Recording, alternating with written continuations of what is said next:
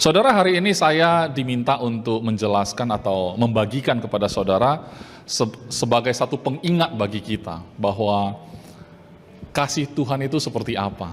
Seberapa besar kasih Allah kepada kita, saudara. Mengapa kita membahas tentang kasih?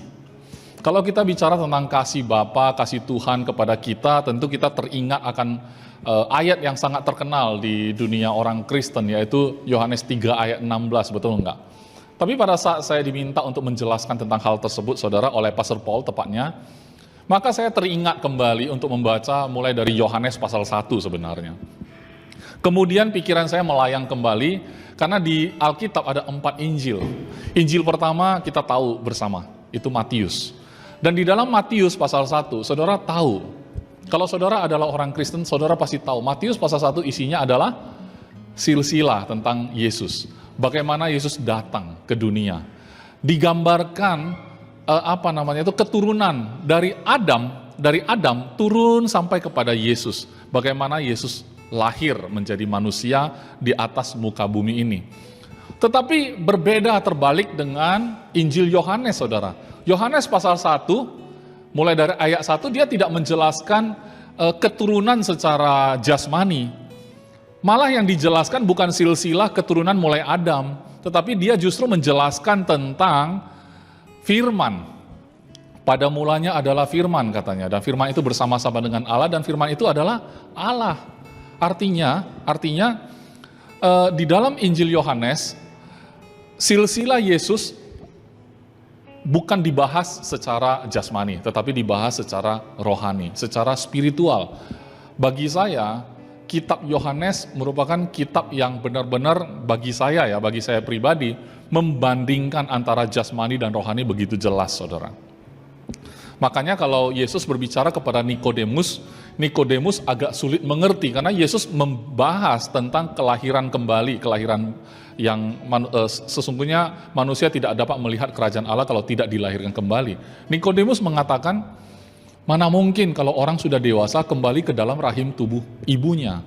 Dan itu adalah salah pahamnya manusia dengan Tuhan. Karena Tuhan berbicara sesuatu yang rohani tetapi manusia tidak bisa paham, saudara. Dan ini terjadi sampai hari ini.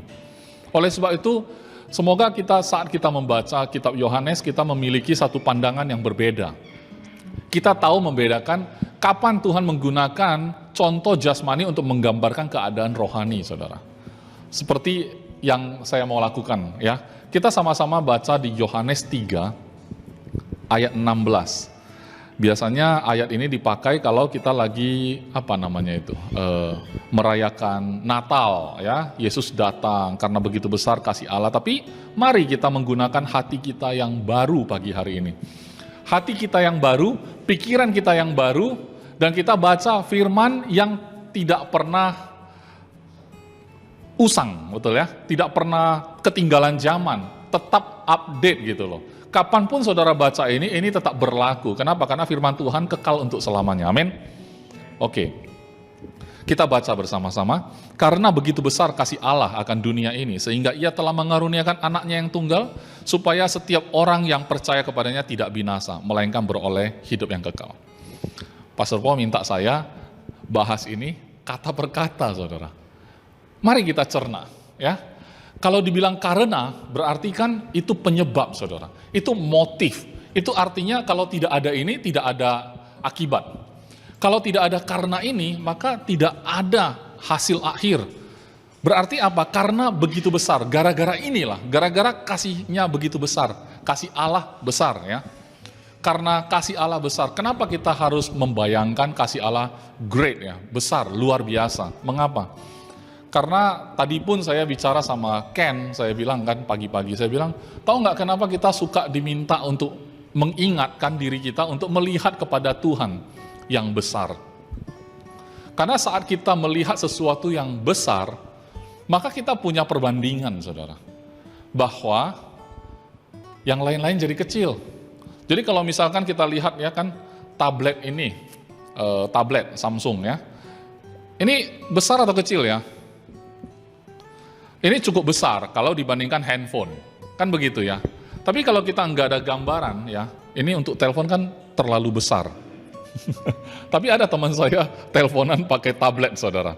Karena bisa terima telepon sebenarnya ya, cuman peruntukannya berbeda. Tapi setelah kita melihat yang besar, maka kita tahu bahwa handphone kecil gitu loh. Artinya bagaimana sih kita melihat masalah kita menjadi kecil? Bukan meremehkan, tetapi kalau kita di posisi melihat masalah terlalu besar, saudara, makin besar kita dekat kepada sesuatu yang kecil. Kalau lihat dari dekat tetap besar kan, betul nggak? Coba pakai mikroskop ya. Hal kecil dibesar-besarkan, nah itu mikroskop ya. Kalau terhadap tantangan dalam hidup kita, jangan mikroskopkan, saudara. Jangan dimikroskopkan. Mendingan kita mikroskopkan Alkitab kita, kan gitu ya. Daripada kita mikroskopkan masalah-masalah sepele ya. Kenapa teman saya ngomong begini? Saya mikroskop dulu. Kenapa dia ngomong begitu? Apakah dia ada dendam sama saya? Apakah dia punya motif lain di balik ini? Kenapa dia khotbah begini? Apakah sedang menyindir saya gitu ya contohnya ya? Nah itu mikroskop. Artinya orang tidak bermaksud menyakiti kita, tapi kita pikir itu maksudnya adalah menyakiti. Jadi bagi saya, kalau kita melihat karena begitu besar, artinya karena kasih Allah begitu besar, maka ada menyebabkan hal lain. Halnya apa? Ya kan? Dia kasihnya besar itu akan apa? Akan dunia, saudara.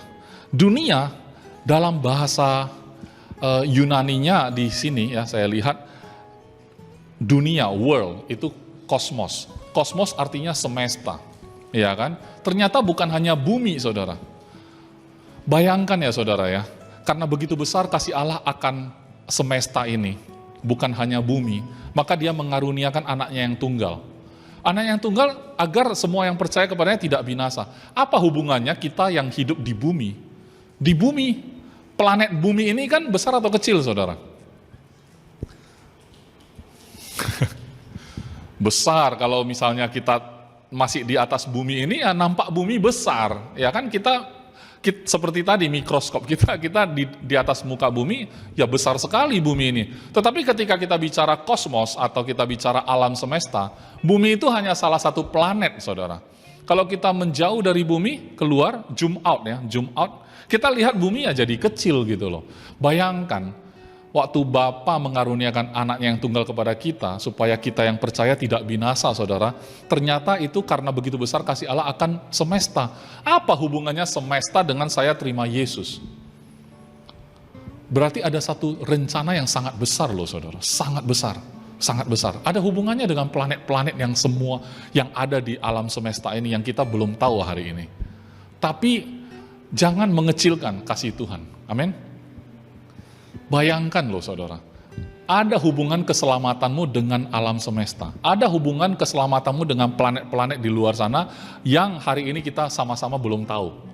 Ya kan, ada berapa galaksi yang ada di muka bumi ini. Kosmos ini begitu besar. Tetapi ada aliran-aliran kepercayaan yang saya tahu belakangan ini muncul. Mereka meniadakan Tuhannya, tapi memunculkan semestanya. Makanya ada istilah semesta mendukung, kan gitu ya. Kalau kamu punya pikiran positif, kamu pancarkan signal, maka semesta mendukung. Semesta itu yang kamu sebut Tuhan itulah, katanya. Itu sangat berbeda, saudara. Semesta itu adalah ciptaan. Tuhan pencipta, sangat berbeda. Tetapi demi menghilangkan unsur Tuhan itu tadi, pribadi Tuhan itu dihilangkan, maka dia munculkan kata semesta. Saudara, semesta ini menjadi satu objek Tuhan, karena begitu besar kasih Allah akan semesta ini, maka dia mengaruniakan. Saudara, ternyata kalau kasih kita bilang besar, posisinya bukan menerima, saudara, bukan menuntut, saudara. Tapi saat kita memiliki kasih yang besar, kita cenderung memberi. Karena Tuhan kasihnya sudah paling besar. Sudah paling besar, nggak bisa kita bandingkan kasih kita kepada anak kita, walaupun kita bilang kita sayang anak, tapi nggak mungkin kalau kita bandingkan dengan kasih Tuhan akan kepada kita. Nggak mungkin kita bandingkan kasih kita dengan kasih Tuhan. Tapi begitu besar kasih Tuhan, dia mengaruniakan berarti memberi. Memberi, harusnya tidak usah, tapi dia beri. Saudara tahu nggak, belakangan ini ada trending di internet, katanya anak tidak berkewajiban untuk bertanggung jawab atas hidup orang tuanya. Dengan alasan karena anak itu tidak pernah minta untuk dilahirkan. Saudara ada dengar belakangan ini? Ada ya, baru-baru ini ya. Iya. Sedih sekali kan?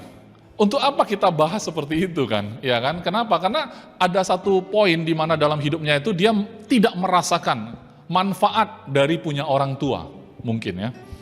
Makanya kalau kita dalam posisi di mana kasih itu? Ya kan? Di mana kasih itu? Aku nggak bisa ngomong aku sayang sama anak, kemudian aku nuntut anak gitu. Tapi tahu nggak, anak itu juga bisa mengasihi kita. Kita mengasihi anak, anak juga bisa mengasihi kita. Nah jadi kalau saya lihat kasih Allah yang begitu besar tersebut, akhirnya dia mengaruniakan anaknya yang tunggal. Saudara, kenapa dia memberikan anak, saudara? Bagi saya, kalau Tuhan mengaruniakan yang lain, itu pun sudah cukup luar biasa. Kalau Tuhan, Bapa kita, mengaruniakan hal-hal lain yang ada di surga, itu pun sudah sangat luar biasa. Coba saudara bayangkan kalau misalkan Bapa kita di surga mengutus satu malaikat saja, satu malaikat saja yang luar biasa, mendampingi saudara. Bukankah itu luar biasa? Bayangkan. Kalau Bapa kita di surga mengirimkan satu malaikat menjaga saudara secara kayak bodyguard, pengawal pribadi. Satu malaikat saja jagain kita. Saya rasa itu sudah sangat luar biasa. Tetapi yang dia karuniakan bukan malaikat. Walaupun saya tahu di Alkitab itu banyak menjelaskan bagaimana Tuhan meminta malaikat-malaikat untuk memberikan perlindungan, menjaga orang-orang percaya ini. Ya kan, itu malaikat saudara. Tetapi hari ini yang dia karuniakan adalah anaknya. Kenapa harus anaknya yang tunggal? Karena saat kita memiliki satu-satunya, itu sangat berharga, saudara. Ya kan, kalau kita punya mobil ya, 10 buah, ya pasti kita punya ya salah satu yang kita paling suka. Atau salah satu yang paling kita pakai untuk jalan-jalan rusak gitu ya. Kita pilih-pilih banyak varian mobil-mobilnya, pasti. Oh yang ini saya pakai untuk jalan mulus, yang ini saya pakai untuk jalan rusak, yang ini saya sengaja masuk hutan. Yang ini saya sengaja untuk jalan di kota, yang ini khusus untuk antar kota, segala macam. Nah, kita menikmati itu. Tetapi di antara banyak koleksi, pasti ada satu yang kita sangat sayang gitu loh. Itu kalau kita punya banyak, saudara. Tapi kalau saudara hanya punya satu-satunya, bukankah itu sangat-sangat berharga? Iya kan? Dan itulah yang dia karuniakan bagi kita. Supaya apa? Dia karuniakan anaknya yang tunggal supaya setiap orang yang percaya, artinya semua yang percaya. Setiap orang yang percaya. Pertanyaan saya kepada saudara, bolehkah semua orang percaya pada Tuhan? Jawabannya boleh. Tapi, maukah semua orang percaya? Belum tentu. Mengapa? Karena di dunia ini banyak pilihan, saudara. Banyak sekali pilihan. Iya kan? Kepercayaan-kepercayaan. Berita tentang, bukan hanya tentang Yesus. Di dunia ini banyak sekali ajaran, kepercayaan, banyak sekali. Bahkan kalau saya bilang Yesus adalah Mesias, satu-satunya menjadi juru selamat. Antara kamu dan Tuhan ada masalah karena dosa. Ya kan? Ada masalah karena dosa. Kemudian ada jalan keluarnya, yaitu Yesus sudah datang menjadi manusia untuk menebus. Bagaimana apabila suatu hari saudara mendengar berita yang mirip dengan ini? Dan dia mengatakan, di kepercayaan kami ada juga Mesias seperti Yesus yang kamu percaya itu. Bagaimana saudara? Apakah saudara akan berpikir, oh mungkin Yesus untuk orang tertentu, mungkin yang ini Mesias untuk orang tertentu lagi. Dan mereka akan kategorikan seperti itu. Karena semua dianggap sama saja. Ya kan?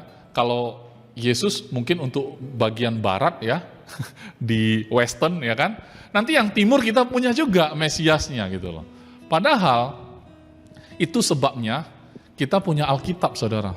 Nggak mungkin, karena teman saya pernah tanya, kenapa kalau perjanjian lama tidak berlaku bagi kalian orang Kristen, kenapa di dalam Alkitab kalian ada perjanjian lama?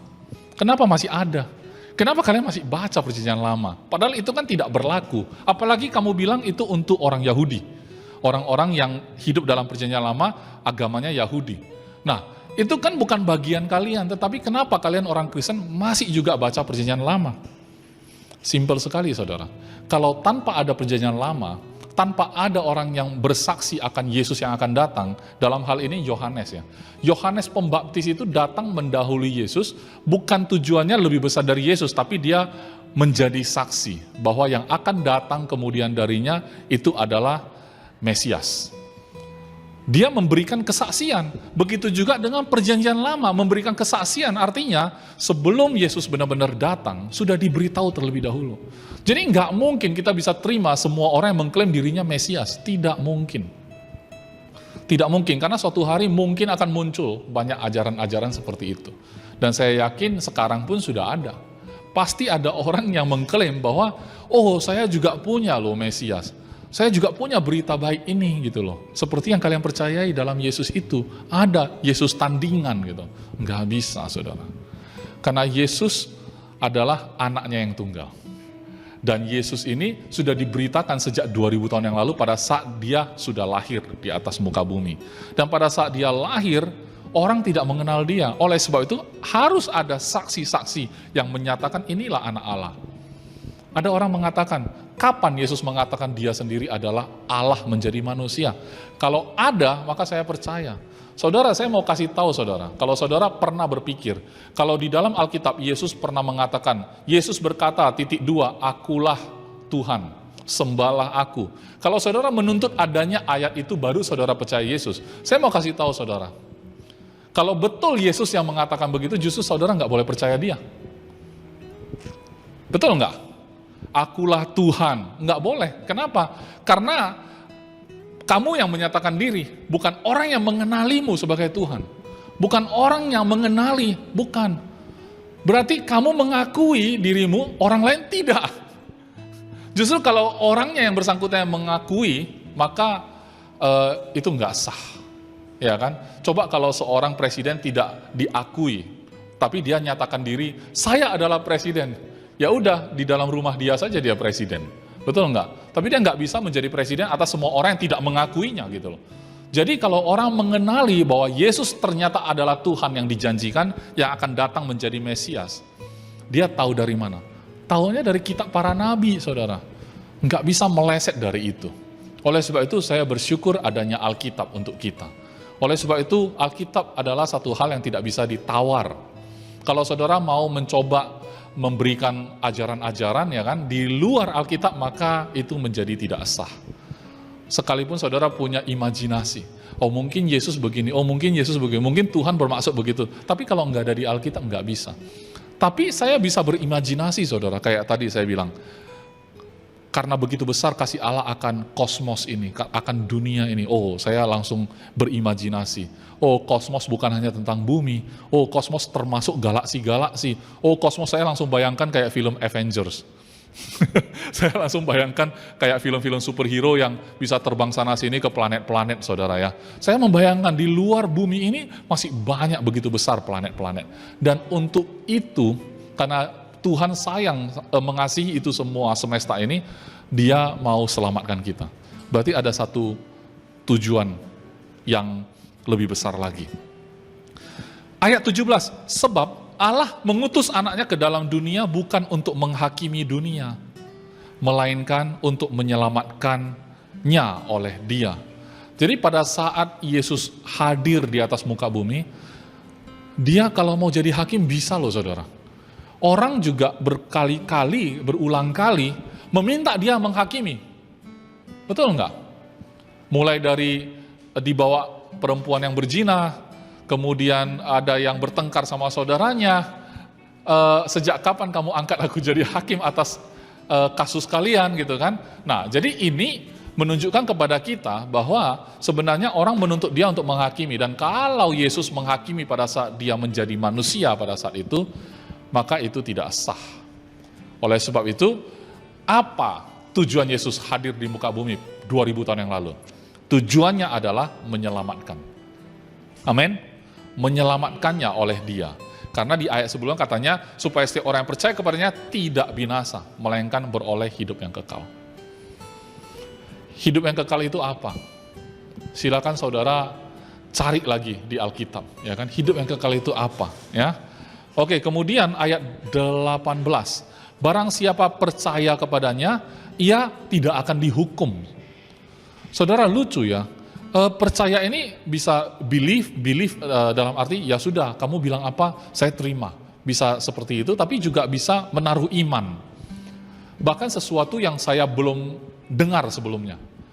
Mungkin kita sebagai orang Kristen, sekian tahun lamanya, kita adalah pribadi yang mungkin tidak pernah baca Alkitab atau jarang sekali.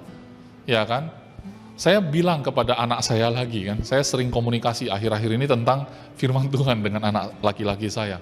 Saya bilang Alkitab kalau dipikir-pikir ya, seperti kalau ada kita beli handphone gitu kan, itu namanya manual book, buku manual. Cuman kadang-kadang orang suka tidak baca manual booknya. Kenapa? Karena di YouTube banyak orang bikin tutorial juga, ya. Misalkan produk ini tidak berfungsi baik, cara mengatasinya gimana? Daripada buka manual book, buka YouTube saja. Ada orang yang baca manual booknya, kemudian dia posting cara menggunakannya. Orang itu juga ambil dari manual book, tapi orang yang bersangkutan malas buka manual book. Dia lebih suka dengar orang bicara di YouTube. Itu kan seumpama kalau saudara suka dengar khotbah, ya kan, tapi nggak suka baca firman. Ya kan? Nah, kalau misalkan orang yang memberi tutorial di YouTube itu kalau salah gimana? Saudara kan nggak tahu gitu loh. Tapi kalau saudara juga tertarik, ya kan, kepada manual book tersebut gitu kan. Cuman gini, saya bilang juga sama anak saya bilang persoalannya kalau Dedi ngomong kayak gitu, nanti orang salah tangkap lagi. Iya, mirip kayak saya, manual book memang bikin pusing. Baca Alkitab pun saya nggak bisa ngerti. Kan ada orang yang buka buku manual, langsung dibanting gitu, nggak ngerti. Apa ini tebel kan? Berbagai bahasa lagi ya kan? Ada bahasa Portugis, ada bahasa Indonesia, ada bahasa Inggris. Dia buka yang bahasa Indonesia, baca. Begitu tebelnya. Padahal sebenarnya kalau kita terbiasa, kita tahu kan, oh troubleshooting, koneksinya nggak ada, lihat di halaman sekian, nggak usah baca semua kan, lihat ke sana nampak sebenarnya. Tapi karena dia nggak paham caranya dan dia nggak tertarik yang namanya membaca. Pak, saya orangnya bukan tipe pembaca, saya orangnya tipe pelihat. Saya lebih suka nonton daripada baca. Saya lebih suka nonton filmnya daripada baca novelnya. Ada orang yang memang suka baca novel, nggak suka nontonnya. Ada orang seperti itu, tapi itu kan bukan alasan. Yang saya maksud adalah firman Tuhannya. Kalau saudara nggak suka baca, ya putar, dengar. Kan gitu. Kalau saudara nggak suka dengar, ya kan, saudara lihat ada sekarang Bible itu ada audio, pasti ada visual juga nantinya. Tapi inti yang saya maksud adalah bukan soal kamu lebih suka yang mana, tapi inti dari yang saya mau katakan adalah apakah engkau percaya bahwa Alkitab adalah firman Tuhan dan itu adalah sumber bagi segala jawaban dalam persoalan hidupmu. Amin. Ya kan? Tapi kadang-kadang memang betul dengar orang khotbah tercerahkan. Betul memang. Kenapa? Karena waktu orang berkhotbah itu memang dia ambil juga dari firman Tuhan. Dan firman Tuhan itu berbicara kepada saudara. Tapi itu sebagai satu pemicu saja saudara. Saya dorong saudara supaya kalau saudara terpicu oleh khotbah-khotbah, saudara dalami lagi sendiri. Bacalah Alkitabnya, amin. Bacalah Alkitabnya. Dan barang siapa percaya kepadanya, ayat 18, ia tidak akan dihukum. Barang siapa tidak percaya, ia telah berada di bawah hukuman. Jadi orang berpikir gitu saudara, Tuhan itu kejam loh, kalau nggak percaya Yesus langsung dihukum gitu loh. Sebenarnya tanpa saudara dengar tentang Yesus pun, saudara telah berada di bawah hukuman. Itu persoalannya saudara. Itu persoalannya. Ya. Kemudian, sebab ia tidak percaya dalam nama anak tunggal Allah. Ayat 19. Dan inilah hukuman itu. Saya pikir hukumannya gini saudara.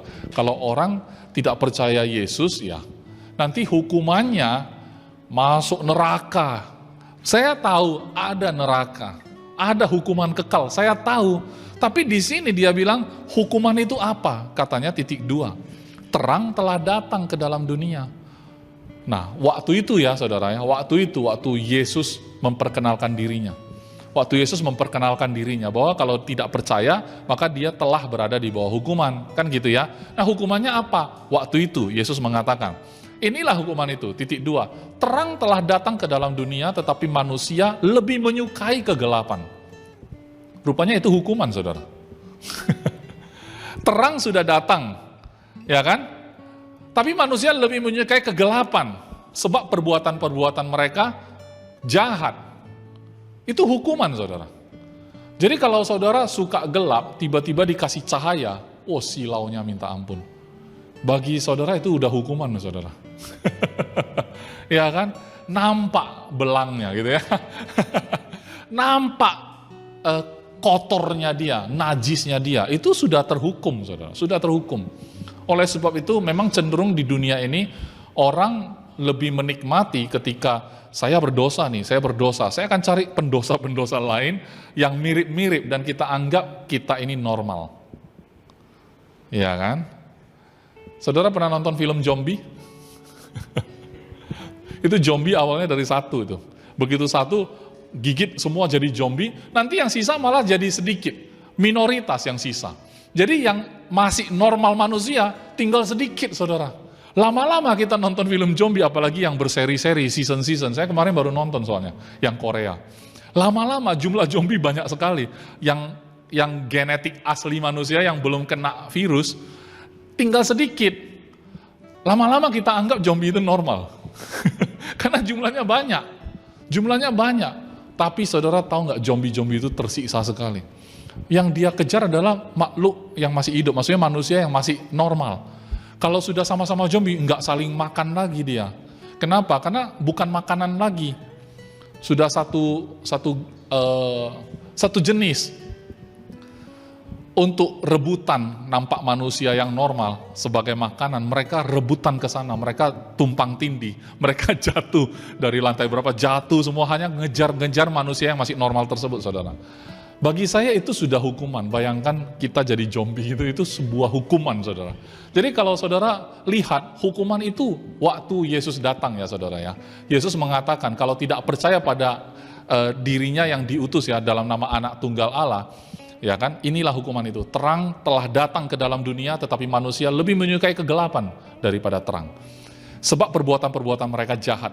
Sebab barang siapa berbuat jahat, ini hukuman yang lebih besar, saudara. Kenapa? Sebab barang siapa berbuat jahat, membenci terang. Kita kalau benci terang, itu hukuman loh, saudara. Iya kan? Ketika terang itu benar-benar datang kita lebih suka berbuat jahat dan membenci terang dan tidak datang kepada terang itu. Kenapa? Makin datang, makin menderita. Ya kan? Orang kegelapan, nampak terang datang, dia menghindar, saudara. Ya kan? Dia nggak datang ke sana. Supaya apa? Supaya perbuatan-perbuatannya yang jahat itu tidak nampak. Tetapi barang siapa melakukan yang benar, ia datang kepada terang. Ketika kita punya niat, saudara. Saya tahu di dunia ini masih banyak saudara yang mendengar mungkin belum terima Yesus, tetapi saudara orang baik, saudara selalu ingin berbuat baik setiap kesempatan. Tapi saudara tahu nggak? Kalau saudara melakukan yang benar, ketika saudara dengar berita tentang Yesus, terang itu telah datang kepada dunia ini, saudara akan datang kepada terang itu. Supaya menjadi nyata katanya, bahwa perbuatan-perbuatannya dilakukan dalam Allah. Karena dalam Yesus yang adalah terang itu sendiri, saudara, kasih Bapa begitu sempurna. Kenapa dia sebut satu pribadi dari Tuhan adalah pribadi anak. Allah Bapa, Allah Anak, Allah Roh Kudus. Allah Anak inilah yang datang menjadi pribadi Yesus. Kenapa ada anak, saudara? Kenapa dia juga Bapa, saudara? Karena di dunia ini, ya kan, orang membutuhkan figur Bapa tersebut. Dan kita nggak mungkin jadi anak. Dengan segala dosa, pelanggaran kita, dengan gelapnya hidup kita, dan kita nggak suka terang itu datang, mana mungkin kita punya peluang menjadi anak, saudara. Tapi di pasal sebelumnya, saudara, di dalam Yohanes 1 ya, saya bacakan di ayat 10 mulai. Ia telah ada di dalam dunia, Jadi gini loh, karena dia itu kan terang ya, terang, sebenarnya firman, kemudian dia adalah terang. Ia telah ada di dalam dunia, karena waktu Tuhan menciptakan langit dan bumi, katanya, jadilah terang, terang. Sebenarnya dunia dijadikan oleh Yesus, karena Yesus itu terang itu sendiri. Tapi dunia tidak mengenalnya, ayat 10. Ayat 11, ia datang kepada milik kepunyaannya, tetapi orang-orang kepunyaannya itu tidak menerimanya. Ayat 12, ini poinnya. Tetapi semua orang yang menerimanya diberinya kuasa, supaya menjadi anak-anak Allah, yaitu mereka yang percaya dalam namanya. Orang-orang yang diperanakkan bukan dari darah atau dari daging, bukan pula secara jasmani oleh keinginan seorang laki-laki, melainkan dari Allah. Saudara, kalau hari ini saudara ingin menjadi anak Allah, dan saudara sudah tahu caranya adalah menerima dia, supaya saudara diberi kuasa untuk menjadi anak-anaknya, itu bukan keinginan saudara sendiri, itu adalah keinginan dari Allah.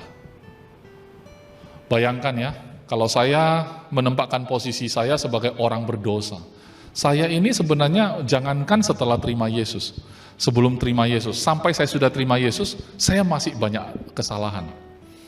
Bagaimana dengan saudara? Ya, saya nggak tahu. Mungkin saudara jauh lebih baik, pribadi yang sangat baik, ya kan? Rajin berbuat baik, ya kan? Saleh, ya kan? Rajin beribadah juga. Tapi kalau saya boleh dengan terus terang, atau saya dengan tulus mengatakan, saya banyak melakukan kesalahan, saudara. Saya banyak kelemahan dalam hidup ini. Tetapi kok Tuhan masih beri saya kuasa untuk menjadi anaknya ya? Ternyata itu bukan kehendak saya, itu adalah kehendak Dia. Kenapa bisa begitu? Karena Dia begitu mengasihi dunia ini, saudara. Saudara bayangkan hari ini, saat kita mendengar firman, karena begitu besar kasih Allah akan kosmos ini, akan dunia ini, bukan akan bumi, saudara, bukan akan bumi. Dia mengaruniakan anaknya yang tunggal supaya kita yang ada di bumi ini, sesuatu yang kecil, nampaknya tidak berharga, debu gitu ya, seperti debu gitu ya. Sebentar lagi Valentine, besok ya. Ya kan? Kita bisa puitis kan, ya kan? Kalau saya puitis pada Tuhan, Tuhan siapakah aku ini, ya kan? Debu yang tidak berharga, ya kan? Yang hari ini ada, besok tidak ada lagi. Kan kadang-kadang ada ya saat-saat dimana kita merasa mellow seperti itu, kita nggak berharga. Tapi ingat, saudara berharga, walaupun saudara nggak bisa rasa. Saking berharganya dia sudah buktikan, dia mengaruniakan anaknya yang tunggal, supaya saudara tidak binasa. Karena begitu besar kasihnya kepada kosmos, kepada alam semesta. Saya yakin, hari ini saya sangat-sangat yakin, saya teringat bahwa kalau saya diselamatkan, tidak binasa, memperoleh hidup yang kekal, itu pasti ada sesuatu dengan alam semesta. Besar sekali. Bukan hanya urusan sepele, saudara. Hari ini, saudara yang sedang sakit, dalam tubuh saudara ada kelemahan gitu ya, secara kesehatan. Ada yang bukan masalah kesehatan, ada yang masalah mungkin pola pikir, ada yang masalah dengan mungkin secara mental, ada yang bermasalah di dalam hubungan keluarga, ada yang punya masalah di dalam usaha pekerjaan. Saudara, itu area-area yang sangat kecil, karena Tuhan selamatkan kita bukan hanya untuk itu, tapi Tuhan pasti tolong. Enggak mungkin Tuhan tidak sembuhkan penyakit saudara, amin. Tidak mungkin Tuhan tidak memulihkan hubungan keluargamu, tidak mungkin Tuhan tidak mengaruniakan hal-hal yang lebih kecil, sedangkan yang begitu besar pun Dia sudah sediakan, amin. Alam semesta, saudara harus ingat, alam semesta. Karena Tuhan sangat mengasihi alam semesta, berarti saudara bagian dari rencana untuk alam semesta. Saya dengan Pak Sepo sering bicara, ngobrol-ngobrol yang di luar konteks kadang-kadang ya. Kita berpikir ya, sampai nanti kita sudah nggak ada di dunia ya, Tuhan menyatakan kita selamat kan, kita nggak masuk hukuman misalnya. Terus kita di surga ngapain, saudara? Nyanyi, itu kan kalau saudara suka nyanyi. Kalau ada orang yang nggak suka nyanyi, masa di surga cuma nyanyi? Saya nggak suka, berarti nggak usah ke surga lagi gitu. Kalau saudara menggambarkan surga itu dengan apa yang saudara suka ya kan, berarti nggak berlaku sama orang lain, karena orang lain kesukaannya beda lagi gitu kan. Jadi surga bukan tentang interestmu, bukan tentang minatmu, bukan tentang hobimu, bukan. Ya saya hobi motor, di surga saya dapat banyak motor, itu apa? Jadi Pastor Paul ngobrol-ngobrol dengan saya, kamu pernah memikirkan tentang galaksi enggak? Gitu ya. Nah itu pun imajinasinya luar biasa. Saya bilang iya, saya pikir, ya kan, karena bumi kan salah satu planet saja. Tahu nggak jumlah galaksi, jumlah planet, ya kan? Galaksi kumpulan planet loh. Galaksi lah kita bilang, jangankan kumpulan, jangankan planet, kumpulan planet namanya galaksi. Galaksi aja punya berapa banyak? Saudara pernah baca nggak di Google berapa banyak ini? Miliaran atau triliunan atau apa? Hah? Miliaran, nggak sampai triliun ya? Ya itu yang kita tahu. Yang kita tahu kan? Karena sebatas mereka teropong mungkin, sebatas mereka sudah traveling, dia teropong lagi mungkin, sebatas yang dia tahu dan kemudian mungkin dia prediksi. Saya bisa bilang, jumlahnya planet yang ada melebihi jumlah manusia yang pernah hidup. Nah ini nggak ada di Alkitab ya. Cuman imajinasi saya berpikir, kalau benar Tuhan memberikan kepada kita kesempatan untuk Bang Ari ngurusin satu planet namanya Aristunus. Dia di sana menjadi juga perpanjangan tangan Tuhan kan. Ngurusin planet itu misalnya, wah luar biasa sekali. Itu bagian dari sebuah rencana yang besar mungkin. Kita nggak pernah tahu saudara.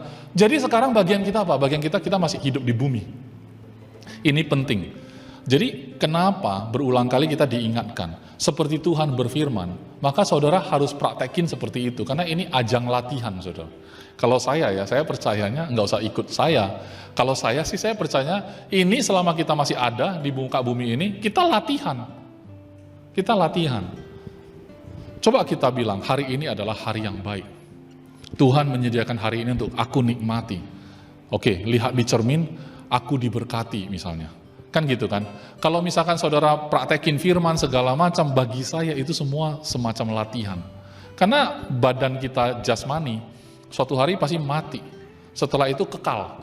Terus kekal ngapain gitu loh kalau kita hanya sekedar yang kayak bumi. Nggak mungkin. Pasti kita punya sifat-sifat ilahi yang penuh. Hari ini saja kita latihan dengan sifat-sifat ilahi termanifestasi dalam hidup kita. Masih banyak yang kita tahan. Gara-gara kita penuh kelemahan. Betul nggak? Misalnya contoh, Tuhan pada dasarnya adalah kasih. Kemudian Tuhan mengasihi orang-orang di sekitar kita. Orang berdosa, Tuhan kasihi. Saudara kasihi enggak? Oh enggak. Berarti kan ada banyak yang kita masih enggak izinkan Tuhan bekerja. Betul enggak? Ayo ngaku. Ya kan? Kalau kita izinkan, mungkin Tuhan itu nampak jelas gitu loh melalui hidup kita. Teman-teman kita dengar kita bicara langsung rasa damai seperti dengar Tuhan bicara. Tapi jujurlah, ya kan? Kita pasti banyak menahan gitu loh. Kita tahu Tuhan sayang sama orang ini, tapi saya benci, nggak suka. Lihat mukanya aja udah nggak sur gitu kan. Terus apa? Ya sudah, aku nggak sapa, bukan berarti aku benci. Aku nggak suka, tapi aku nggak ngapa-ngapain juga, gitu kan? Tapi Tuhan nggak begitu. Kalau Tuhan samperin. Tapi kita nggak samperin. Kenapa? Karena kita nggak relakan, kita nggak mengizinkan Tuhan bekerja 100%. Apakah saudara akan dihukum untuk itu? Saya garansi enggak, saudara. Tapi proses latihannya jauh lebih cepat kalau saudara lebih sering mengizinkan Tuhan. Amin. Itu maksud saya. Kalau saudara lebih rela gitu ya, lebih sering mengizinkan dalam hidupmu, latihannya lebih cepat gitu ya, lebih cepat. Karena waktu kita setiap orang beda-beda, ya kan? Di Mazmur 91 ayat yang terakhir-terakhir itu katanya, dengan umur yang panjang aku akan mengenyangkanmu gitu ya. Kalau bahasa Inggrisnya, with long life I will satisfy you. Artinya gini loh, umur panjang itu artinya apa? Judul perkataan di Mazmur 91 itu bukan fokusnya di umur panjang, saudara. Fokusnya adalah satisfy. With long life, I will satisfy you. Aku akan memuaskanmu. Pertanyaannya gini, saudara puas enggak dengan hidup saudara?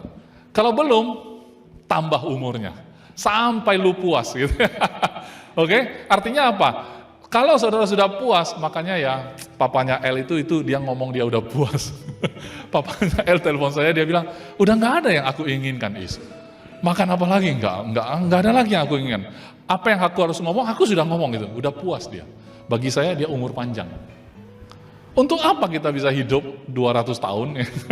Kita mengeluh terus, masih ada yang belum puas, ini nggak cocok, itu nggak cocok gitu kan. Ini berantem, sana berantem, musuhnya banyak gitu, nggak puas-puas dalam hidupnya.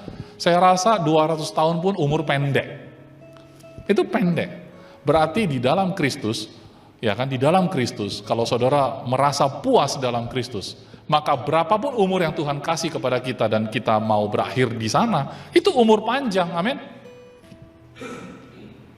Yesus 33,5 tahun, umurnya panjang atau pendek? Panjang itu. Kenapa? Puas dia sudah melakukan apa yang Bapaknya mau. Amin. Bagaimana dengan saudara dan saya gitu? Saya yakin kalau kasih Tuhan itu kita izinkan bekerja melalui hidup kita, maka kita menjadi extension. Extension itu adalah perpanjangan tangan. Perpanjangan tangan. Seberapa rela saudara menjadi perpanjangan tangan Tuhan? Menyalurkan kasih Tuhan kepada orang-orang di sekitarmu. Tapi nggak mungkin kita punya kasih itu ketika kita tidak menerimanya dulu dari Tuhan itu sendiri. Anak saya mengatakan, Dedi ngomong-ngomong betul sih. Dalam pergaulan saya lihat anak-anak yang broken home, itu cenderung memang perilakunya agak aneh gitu loh. Ya kan? Gara-gara dia kemarin ngomong gini, saya ngomong sama teman saya, sebenarnya waktu saya nanti SMA 2, saya boleh kalau mau keluar, saya bisa kalau mau keluar negeri sekolah kayak kakak saya. Tapi orang tua saya bilang, nggak usah lah, sampai tamat SMA 3 dulu. Kalau mau pergi baru pergi. Oh, itu artinya orang tuamu berharap kamu yang akan urus mereka itu, katanya gitu. Karena tadi yang trending tadi ya kan. Bayangkan anak SMA itu sudah ikut trending yang begitu. Mereka nggak tahu itu benar atau salah, mereka nggak tahu. Pokoknya kalau trending itu benar. Kalau trending itu benar, makanya kalau mayoritas sudah zombie benar gitu ya. Yang asli manusia jadi salah gitu ya. Nah jadi dia bilang, itu berarti orang tuamu berharap kamu yang ngurusin mereka itu. Wah udah pasti itu confirm. Anak saya bilang, orang tuaku benar-benar bertolak belakang dari yang kamu bilang. Kenapa? Nggak pernah dia mau aku yang urusin mereka. Dari awal pun sudah ditegaskan gitu ya. Cuman mereka memang belum pengen berpisah dulu gitu loh. Karena kan kakaknya cepat-cepat berangkat gitu kan, sepi gitu kan. Ya karena gitu doang gitu loh. Karena kasih gitu, karena kasih. Bukan karena pengen kamu urusin, nggak mungkin gitu loh. Nah dari sana baru ngobrol tentang anak-anak itu punya perilaku sangat ditentukan oleh apa yang mereka alami di keluarga. Ada yang sudah cerai orang tuanya, ada yang orang tuanya meninggal karena sakit, ada yang kesulitan ekonomi segala macam. Itu membentuk karakter anak secara tidak sadar, kan gitu.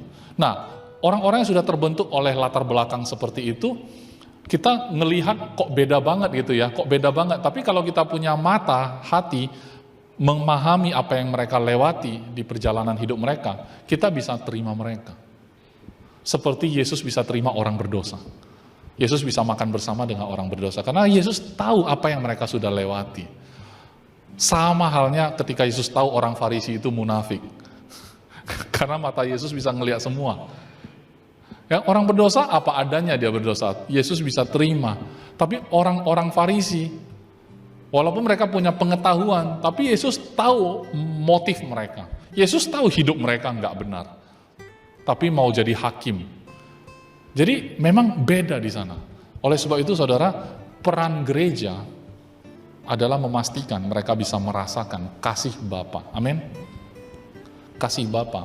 Karena gini, sekalipun kita punya keluarga yang harmonis, kita punya orang tua yang lengkap, sangat sayang sama kita, nggak mungkin kita, contoh lah ya, saya punya bapak, sayang banget sama saya, perfect lah pokoknya, secara jasmani pun perfect lah. Bisa nggak saya adopsi kawan-kawan saya jadi anak bapak saya? Kalaupun bisa, berapa anak yang bisa dia salurkan seperti itu? Enggak bisa, tapi Tuhan bisa, amin. Tuhan bisa.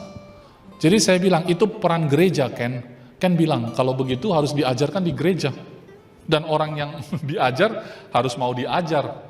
Ken bisa ngomong gitu loh. Jadi, ya, satu, gereja harus ngajar begitu berarti. Bahwa Tuhan mau jadi bapaknya. Dan orang yang diajar juga harus mau diajar gitu loh. Kalau enggak ya percuma, keluar. Nggak bisa gitu loh. Firman yang sama, orang yang dengar punya respon berbeda. Karena nggak mau diajar. Tapi kalau saudara hari ini mendengar cerita ini, mendengar kebenaran firman, saudara rela terima dengan hati yang tulus. Saudara terima gitu. Oh, saya bagian dari rencana Allah yang besar. Saya terima. Terima kasih Bapa. Aku menjadi anakmu. Aku sangat-sangat bersyukur karena masuk ke dalam pribadi anaknya yang tunggal. Anak Bapa yang tunggal, amin. Jadi di mata Bapa itu gini, walaupun saya tahu ada ayat mengatakan Yesus menjadi yang sulung gitu kan, tapi kita dalam Kristus ini anak tunggal. Saudara bisa bayangkan kalau anak tunggal itu disayangnya seperti apa. Di sini ada yang punya anak tunggal, masih tunggal ya. Namanya tunggal nggak ada bandingannya, tidak ada tandingan, semua dicurahkan ke dia, nggak ada terbagi-bagi. Seperti itulah kasih Bapa kepadamu. Seperti tidak dibagi lagi kepada orang lain. Saudara harus punya hati itu. Waktu nangkap kasih Tuhan. Seolah-olah enggak bagi ke orang lain. Semua ke kamu, pribadi gitu loh. Itu sebabnya saya pernah dengar pendeta ngomong begini dan saya setuju. Kalau di dunia ini cuma kamu saja yang berdosa, Yesus pun tetap datang. Kalau cuma satu di dunia ini, Yesus pun datang untuk kamu. Amin. Sebesar itu sebenarnya kasihnya. Ya kan? Tapi dia nggak mau kamu merasa kamu sendiri yang berdosa. Itu sebabnya dia izinkan semua berdosa dulu. Coba kalau kamu merasa, aduh, aku ngerepotin Tuhan turun ke bumi hanya gara-gara aku satu. Yang lain semua anak terang, aku aja yang zombie. Itu pun Tuhan datang, aduh ngerepotin aku gitu. Itu Tuhan nggak mau kamu merasa gitu. Makanya dia nggak izinkan itu. Makanya dia izinkan Adam jatuh dulu baru beranak cucu. Biar semua genetiknya sama gitu loh. Jadi antara saudara dan saya samanya jeleknya kita, betul? Tapi begitu masuk dalam Kristus, sama kudusnya kita, amin? Jadi nggak ada yang kita banggakan, yang kita banggakan adalah Kristus.